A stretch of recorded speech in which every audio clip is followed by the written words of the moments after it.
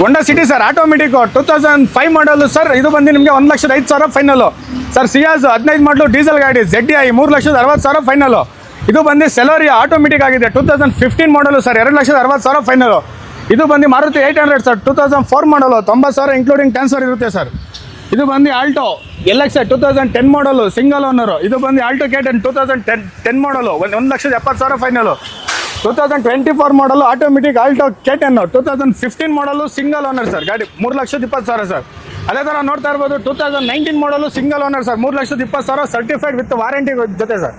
ಅದೇ ಥರ I10 ನೋಡ್ತಾ ಇರ್ಬೋದು 2010 ಮಾಡಲು ಸರ್ 175 ಫೈನಲ್. ಅದೇ ಥರ ವ್ಯಾಗನರ್ ನೋಡ್ತಾ ಇರ್ಬೋದು ಸರ್. ಅದು ಬಂದು ನಿಮಗೆ 1,50,000 ಲಕ್ಷ ಫೈನಲ್ ಆಗುತ್ತೆ ಸರ್ ವಿತ್ LPG ಇದೆ.